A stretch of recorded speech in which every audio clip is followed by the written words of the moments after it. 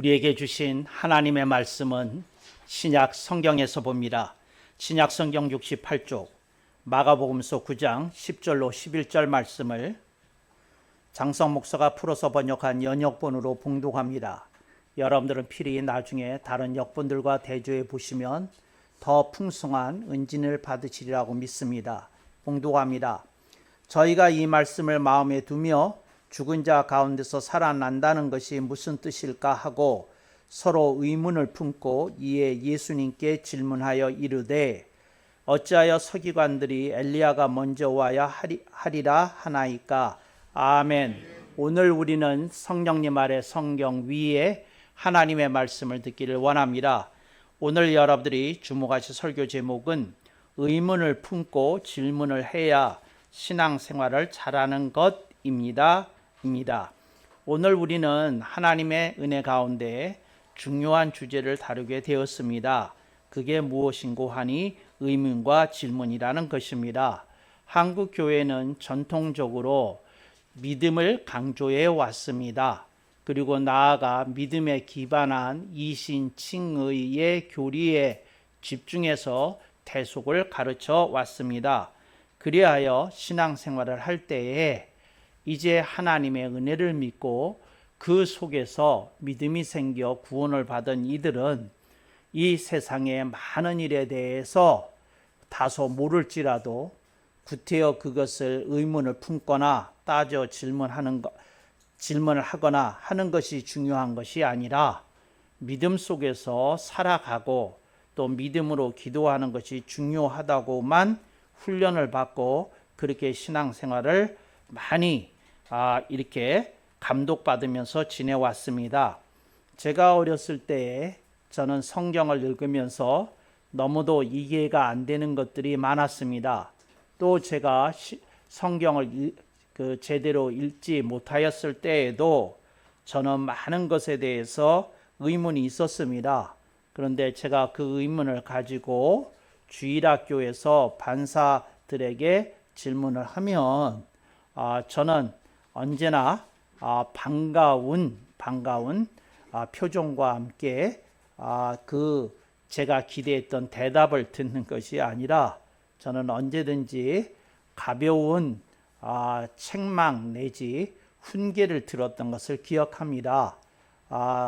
그 목사님의 아들이 믿음이 부족하다. 너는 쓸데없는 생각을 너무 많이 한다. 너는 저절로 커가게 되면 알게 될 것을 너무 성급하게 따지고 들려 한다 하는 얘기를 많이 들었습니다. 그래서 제가 주일학교 다닐 때 저는 언제나 그 주일학교 반사들의 기피 인물 가운데 하나였던 것으로 기억합니다. 그래서 반사들이 장성이는 받지 않겠다. 걔는 다른 반에서 맡아주셔야 된다 하고 반사들이 장로님들께 항의했던 것을 들었던 기억도 있습니다.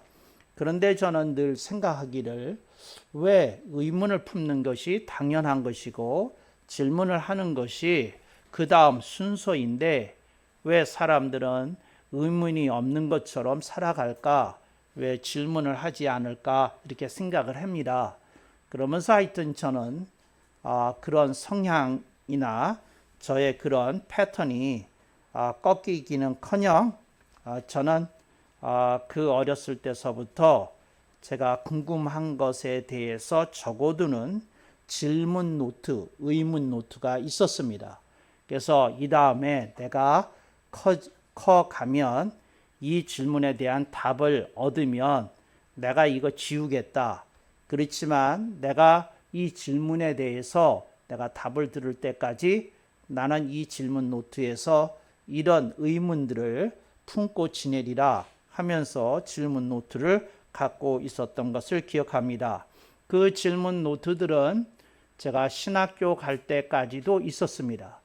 그리고 제가 그 질문 노트가 있었기에 저에게 하나님의 부르심이 있었던 것도 사실이지만 제가 신학교에 진학하게 된 중요한 이유 중에 하나는 신학교에 가서 제가 가지고 있었던 의문과 질문을 이렇게 풀어내는 정답과 해답을 얻고자 하는 뜻도 제가 신학교에 진학하게 된 이유 가운데 하나이라는 것을 여러분에게 새삼스럽게 거듭 밝힙니다.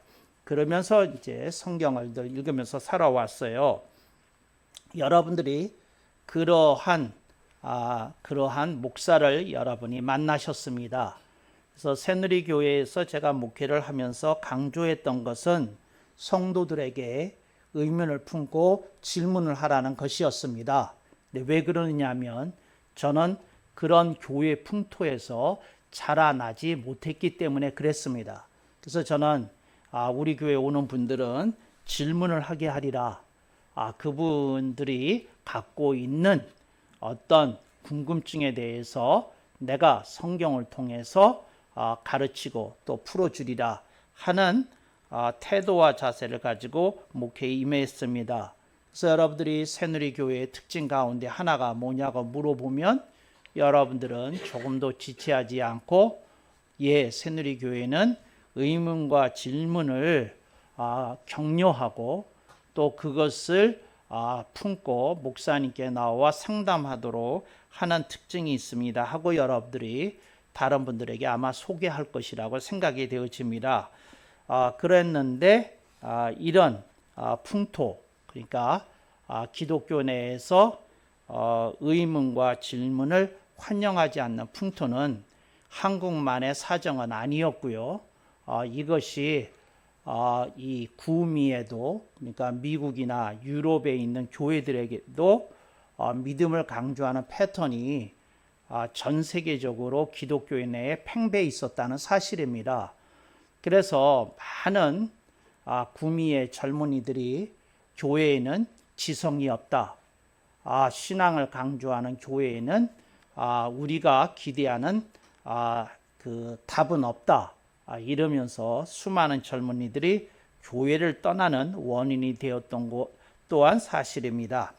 오늘 본문을 보면 예수님께서 변모산에서 이렇게 변화하십니다. 예수님이 변모산에서 정말 영광 가운데 변하는 모습을 이렇게 보이셨습니다. 그리고 산 아래로 내려와서 이제 제자들하고 담화를 나누실 때에 예수님이 이렇게 얘기하십니다. 이제 인자가 죽은 자 가운데서 다시 살아나리라 하는 말씀을 이렇게 얘기를 합니다. 그런데 오늘 본문 10절입니다. 저희가 이 말씀을 마음에 두며 죽은 자 가운데서 살아난다는 것이 무슨 뜻일까 하고 서로 의문을 품고, 그러니까 제자들이 서로 의문을 품었다는 거죠. 그래서 성경에 이게 기록이 되어 있잖아요. 그러니까 제자들이 예수님이 하신 말씀에 대해서 의문을 품었다. 그리고는 그들이 이어서 예수님께 이제 질문을 합니다.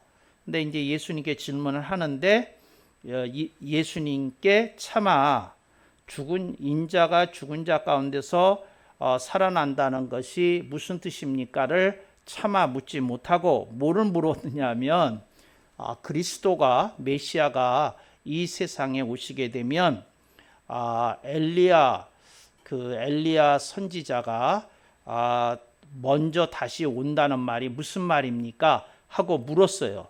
근데 그들이 왜 그 말을 물었는고 하니 엘리야 선지자는 불병거를 타고 하늘로 승천한 사람 아닙니까? 그러니까 이 세상에 없는 사람이거든요. 그런데 말라기서에 보니까 이 엘리야가 메시아가 이 세상에 등장하기 전에 나타난다고 하는 말이 무슨 말입니까? 하고 물어보는 거예요. 그래서 그들은 어떻게 생각을 했느냐면 죽은 자 가운데서 살아난다는 말을 어떻게 생각했느냐면 엘리야는 이 세상 사람이 아니다. 그러니까 엘리야가 다시 이 세상에 나타난다는 말이지 않을까 하고 저들이 지레짐작을 하고 엘리야에 대한 질문을 하면 예수님이 인자가 죽은 자 가운데서 다시 살아난다는 말에 대한 해답이 될 거라고 착각을 일으키고 이렇게 얘기를 했다는 거예요. 그래서 예수님이 엘리야가 이미 왔다. 그게 세례자 요한이었다. 근데 사람들이 저를 다시 온 엘리야로 알아보지 못하고 저를 죽였다. 그런 거죠. 그러니까 엘리야가 다시 왔다 하는 말은 엘리야와 같은 역할을 하는 선지자가 다시 왔는데 그게 세례자 요한이었는데 저들이 그들을 죽였다. 저들이 함부로 대해했다. 이렇게 얘기를 하셨어요. 그러니까 이제 여기서 그러고는 이제 대화가 끊기거든요. 그런데 그게 좀 아쉬운 거예요. 근데 왜 아쉽냐면 제자들이 그 다음에 물었어야 되거든요. 뭐라고 물었어야 되느냐면 그렇다면 엘리야는 구약에 있는 엘리야는 불병거를 타고 하늘로 승천하였는데 이번에 다시 온 엘리야는 어찌하여서 그렇게 헤롯에 의하여 목이 베어져서 죽는 참극을 겪어야만 했습니까? 그렇게 물었어야 되는데 그들이 예수님의 말씀 거기까지만 듣고 거듭해서 따져 물어보지 못했다는 거예요. 물어보지 못했다는 거예요. 그래서 물어봤어야 되는데 뭐 했다고요? 물어보지 못했어요. 그래서 후유증이 일어나는데 어떻게 후유증이 일어나느냐면 이때 제자들이 예수님께 묻기를 저라면 그랬을 거예요.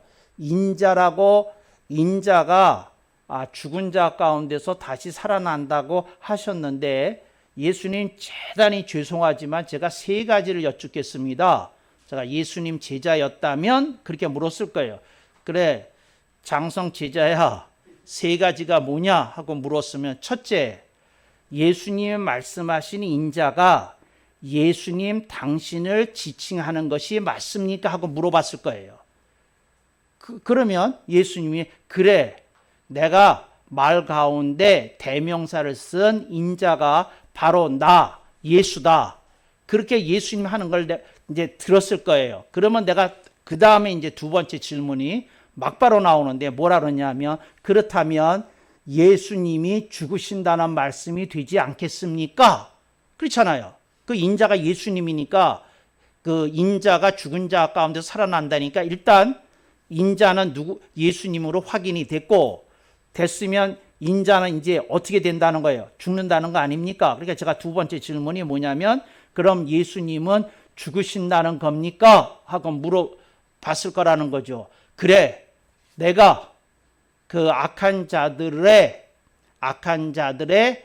손에 의하여 내가 재판을 받고 내가 십자가형에 처해서 죽게 될 것이다 하고 예수님이 두 번째 말씀을 하셨을 거라는 것이지요.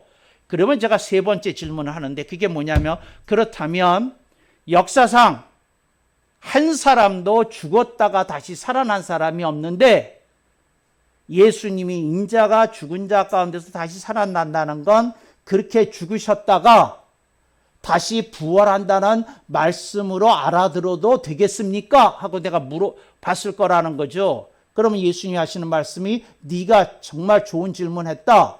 내가 죽었다가 무덤에서 3일 낮과 밤을 지내다가 그 다음에 내가 다시 부활할 거다. 그렇게 말씀하셨을 것이라는 거죠. 그러면 제가 얘기하기를 예수님 대단히 죄송한데 하나 더 물어야 되겠습니다. 세 가지로 안 되겠습니다. 네 번째 질문을 드리겠습니다. 그럼 예수님이 그래 장성 제자야 네 번째 질문을 하거라 하면 역사상 한 사람도 죽었다가 다시 살아난 사람이 없는데 예수님은 무슨 근거로 그렇게 확실하게 말씀하십니까? 하고 물어봤을 거라는 거죠. 속 시원하게. 근데 내가 성경을 보면 화딱지가 나요. 어렸을 때. 왜 화딱지가 나냐면 물을 듯 말 듯 하다가 끝나. 아주 왕짜증이 나요. 내가 어렸을 때 보면 왕짜증이 나. 이게 이제 그랬던 대목이에요. 그랬으면 속 시원하게 미리 풀렸겠어요? 안 풀렸겠어요? 풀렸겠지. 그럼 예수님 말씀하시기를 내가 그냥 사람이 아니다. 나는 성자 하나님이 사람이 된 하나님이니라. 예수님이 그렇게 말씀하셨을 거라는 거죠. 무슨 근거로 부활하느냐는 그 장성 제자의 질문에 예수님이 그렇게 대답하셨을 거라는 거죠. 그러니까 예수님이 당신이 하나님이심을 이제 직접 들을 수 있는 계기가 딱 됐을 텐데 질문을 안 해가지고 후유증이 생겼어요. 무슨 후유증이 생겼냐면 예수님이 잡혀가시는 것도 감당이 안 되는데, 재판을 받으시는 것도 감당이 안 되는데, 십자가형을 받으시는 것도 감당이 안 되는데, 죽으시는 것까지 일어나고, 죽으시는 것도 감당이 안 되는데, 무덤에까지 묻혀드려야 되고, 장례를 치러야 되고, 그것도 감당이 안 되니까, 제자들이 전부 다 뭐 했어요? 문 걸어 잠그고, 두려움에 떨면서 지냈다고요. 두려움에서 떨어서 지냈다고요. 숨어 지냈다고요. 저들이 어찌할 바를 몰랐다고요. 저들이 불안과 공포 속에서 지냈다고요. 왜? 질문 안 해가지고.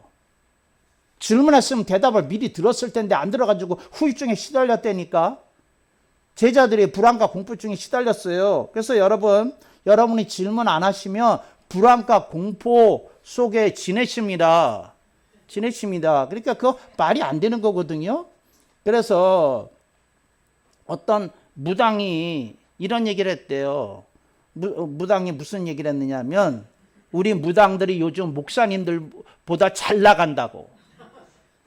그게 무슨 소린가 했더니 이런 얘기를 하더라고요. 뭐냐면, 인생에, 그 무당이 한 말이에요. 난처한 일이 생기면 교회 가서 목사님께 안 물어보는데, 거기다가 목사님은 공짜로 가르쳐 줄 텐데, 교회 안 물어보고 구태여 무당을 찾아와서 돈 내고 물어본다는 거예요. 우리야 장사가 잘 되니 좋기는 하지만, 그 사람이 농담 비슷하게 이런 말을 했어요. 여러분 어떻게 생각하세요? 어떻게 생각하세요? 말이 맞잖아. 무당보다 못하잖아. 거긴 돈 내고 물어본대. 아, 그거 새로운 사실이야. 새로운 사실이야. 여러분 그 말이 안 되잖아. 그냥 물어보면 되는 거 아니에요. 왜 구태여 돈을 내고 물어봐? 그리고 또 왜 핀장까지 들어가면서 물어봐? 아, 예수장이 또 오셨다 그런데요. 무당들이 저거 하면 예수장이들은 뭐가 써 있나 봐. 냄새가 나는지. 여러분 그 말이 안 되잖아. 여러분이 물었어야 되잖아. 제자들이 물었어야 되잖아. 그러니까 안 물어가지고 후유증에 시달렸다니까. 그런데 제가 이제 물어보라는 게 무엇에 대해서 물어보라는 거냐면, 여러분이 의문을 묻고 질문해야 되잖아요. 무엇에 대해서 의문을 묻고 질문을 해야 되느냐면 이런 거예요. 뭐냐면, 내 인생이 정말 잘 살고 있는 건지에 대해서 여러분이 의문을 품고 질문해야 됩니다. 하나님, 내 나이가 50대입니다. 60대입니다. 40대입니다. 30대입니다. 나이가 있잖아요. 그런데 하나님 제 모습을 보셨을 때에 제가 인생을 제대로 살고 있는 건 맞습니까? 물어봐야 되잖아. 하나님, 제가 혹시 잘못하고 있는 게 있다면 그것이 혹시 무엇일까요? 물어봐야 되잖아. 질문해야 되잖아. 근데 질문 안 하잖아. 그러니까 답을 못 듣는 거 아니에요. 질문 안 하니까. 들어봐야 되잖아요.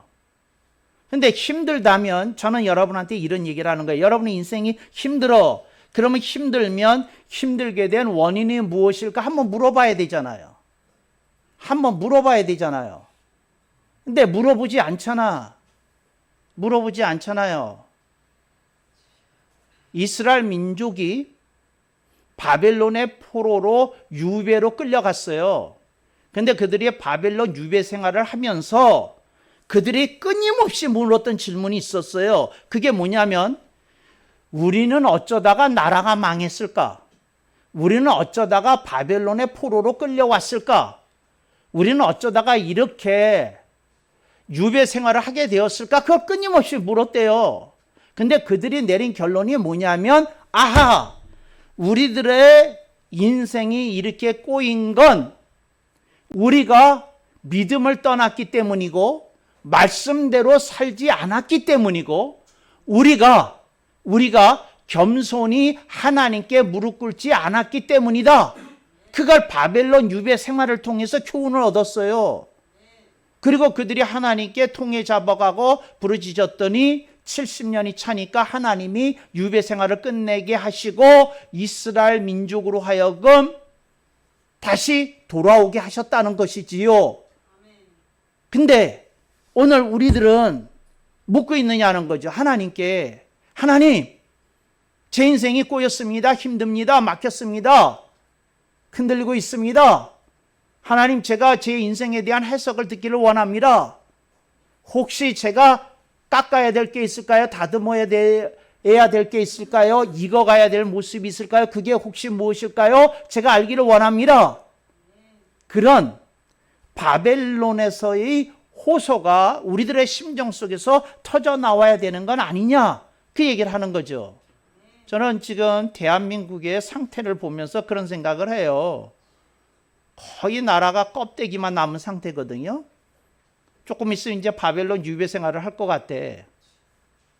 근데 아무도 정말 이 심각성을 모르는 것 같아요. 그런데 그때 우리들이 질문해야 되는 거죠. 하나님, 우리가 어쩌다가 이렇게 됐습니까? 우리가 고쳐야 될 게 뭡니까? 다듬어야 될 게 뭡니까? 익어가야 될 게 뭡니까? 주님 가르쳐 주시옵소서. 오늘 우리들의 그 바벨론 기도가, 바벨론에서 이스라엘 민족이 했던 하늘을 향한 호소가 우리들에게서, 우리 대한민국의 크리스찬들에게서 터져 나와야 되는 건 아니냐, 그 생각을 한다는 거죠. 그런 의문과 질문을 품어야 우리가 해결하는 게 아니라 역사의 주니신 하나님께서 해결해 주시는 건데, 근데 그래야 우리가 방향을 정하고, 그리고 우리가 태도와 자세를 가다듬고 우리가 뭔가 해볼 수 있지 않느냐, 그 얘기인 거죠. 근데 그걸 깨달아야 되는 거죠. 그렇게 살아야 되는 것이라는 거죠. 되는 거죠. 어떤 젊은이가 직장 생활을 하는데 나라 걱정이 많았다고 그래요. 아, 애국 청년들은 체육관을 지키면서 분투하고 있는데 나는 뭐하고 있나, 그랬다는 거예요. 그러고 있는데 본인이 뭘 작성한 보고서가 있는데 부장이 콜이 왔어요. 근데 갔는데 보고서 이따위로 작성할래? 그리고 이렇게 이제 뭐죠? 출력해서 빨간 줄 근대를 보고 부장이 일일이 거기다가 멘트를 달아놓은 걸 던져주더라는 거예요. 그래서 갖고 와서 봤대요. 그러니까 봤는데 영어로 작성한 무슨 보고서였는데 영어 스펠링이 막 틀린 거예요. 스펠링이. 예를 들어서 스쿨이라고 그러면 오가 두 군데 한 글자만 타자하고 뭐 이런 식으로 하여튼 오타가 몇 군데 보이더라는 거죠. 그때다가 문장도 뒤섞어서 치고 빨리 머릿속에서 나니까 그 첫 번째 단어와 두 번째 단어가 바뀌어서 친 것도 있고 막 그런 게 보이더라는 거죠. 그래서 이랬다는 거예요. 나라 걱정은 무슨 일이나 잘해. 그런 한탄 소리가 나더라는 거죠. 그 청년이 직장생활에서 부장한테 한번 혼나고 나니까 그런 생각이 들더라는 거죠. 그런데 여러분, 주님의 음성을 그렇게 들으면 될까요? 그 청년이 예를 들어서 주님께 그렇게 질문했어요. 주님, 제가요 애국하는 사람들에게 마음을 쓰면서 이렇게 고민하고 있었는데 직장에서 제 처량한 천세는 이 보고서 하나 제대로 작성 못해가지고 이렇게 책망을 들는 이렇게 무능한 사람입니다. 이렇게 얘기했다는 거죠. 그래서 주님, 저 당분간 애국에 대해서 신경 안 쓰고 일이나 잘할래요. 주님 그렇게 아세요. 이렇게 이제 투정부터 이렇게 마음으로만 그런 말을 했답니다. 그런데 주님이 그런 그 생각을 품고 교회에 그 참석해서 예배를 드리는데 이런 음성이 들리더라는 거죠. 뭐냐면 이것도 잘하고 저것도 잘해야 할지니라 하는 그 설교의 어떤 대목이 들리더라는 거죠. 정신이 버떡 나더라는 거죠. 그렇구나. 애국 활동도 잘하고 직장 생활도 잘해야 되는 거구나. 아멘 억만번. 이렇게 터져 나왔다는 거죠. 이건 제가 지어낸 우화입니다. 근데 그래야 되잖아요. 이것도 잘하고 저것도 잘해야 되잖아요. 그렇잖아요. 어떤 남자들 보면 이상한 남자들 있어요. 와이프한테는 잘 못해요. 근데 애들한테만 끔찍해. 이것도 잘하고 저것도 잘해야지. 그렇잖아요. 앞에 있는 와이프한테 잘못하면서 애들한테만 잘하면 되겠어요? 그 말이 안 되잖아요. 부부가 막 싸움하는데 그 둘째 딸이 전화가 왔대요. 그 엄마가 둘째 딸 보니까 두 번째 전화가 왔어. 부부싸움 하다가 못 받잖아요. 근데 두 번째 전화하니까 무슨 급한 일이 있어서 받았는데 톤이 달라지는 게야. 둘째니 하는데 벌써 톤이 다르더래요. 남편이 빈정이 상해서 이런 말 했다는 거죠. 남편한테도 그렇게 말 좀 해주지. 그랬더니 그 와이프가 전화 튼생 때로 그런 거지. 뭐라고 그러냐면 둘째처럼 나한테 좀 잘해보지.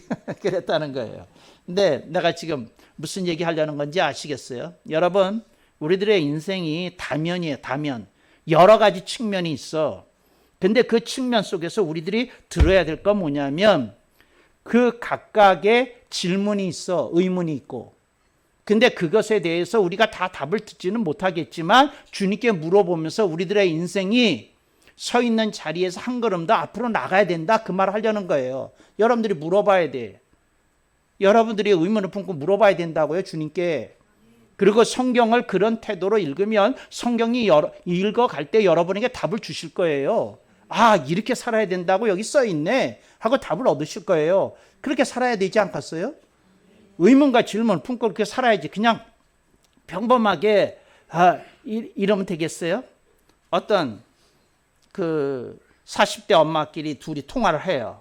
근데 둘이 같은 순이래. 이렇게 얘기하는데 이런 거예요. 그쪽에다가 송 집사님, 나는 그저 성경 요새 안 읽고 있어요. 그런 거야. 그랬더니 왜 안 읽는데? 그렇게 이제 같은 순원끼리 대화하는데 그랬다는 거예요. 뭐냐? 근데 성경을 읽다 보면요, 내가 자꾸 한심하게 보였어요. 내가 안 하고 있는 게 너무 많더라고요.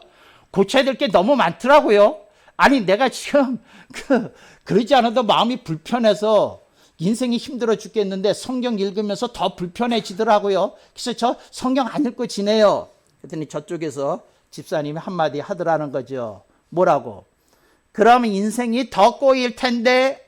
정말 진리야, 진리. 여러분들이 외면하고 산다고 인생이 풀어져요? 아니에요. 들여다봐야 돼. 주님의 음성을 들어야 돼. 그리고 살려고 이렇게 노력해야 되는 거예요. 성령님이 가르쳐 주신다니까요. 걸음걸음이 어디를 향해야 되는지 가르쳐 주시고 붙들어 주시고 일으켜 세워주시고 여러분을 통해서 하실 일이 빛나게 하실 거라는 거죠. 그걸 믿고 이렇게 살아야 되는 건데 이제 그러지 못하더라는 거죠. 하나님이 여러분에게 기대하시는 바가 있어요. 그 기대하시는 바는 간단해요.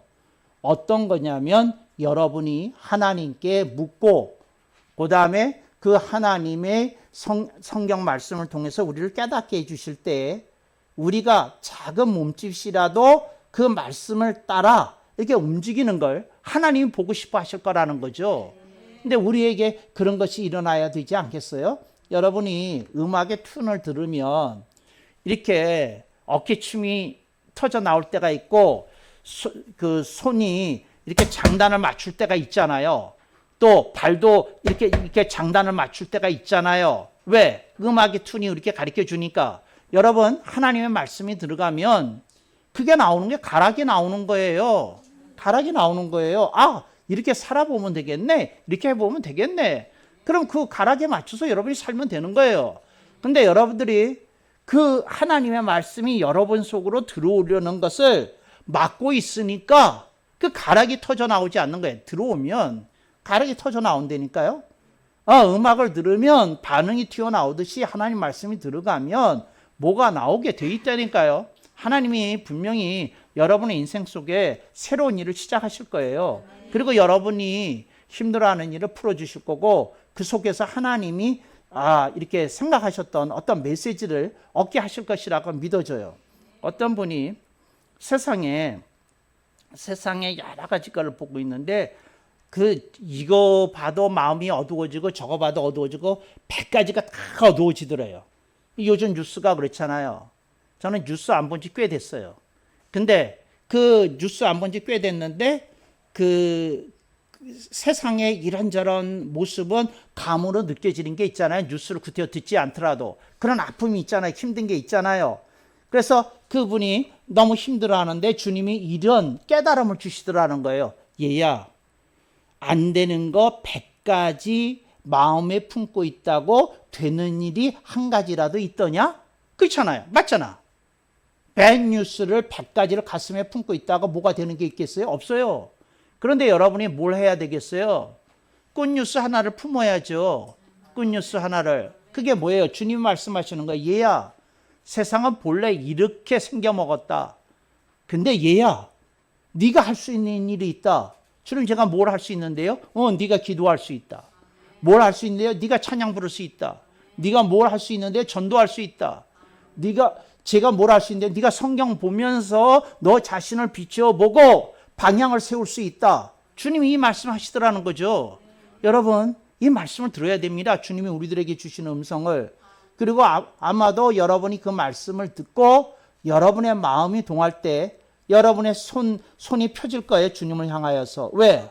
여러분 눈앞에 주님이 손을 다호하고 이렇게 쫙 뻗는 게 보일 테니까. 그러니까 그거 잡으시면 되는 거예요. 오케이. 내 힘으로만 사는 인생이 아니라 주님과 함께 동행하는 인생이 되리라. 그런 인생이 되시기를 축복합니다. 아멘. 억만 번.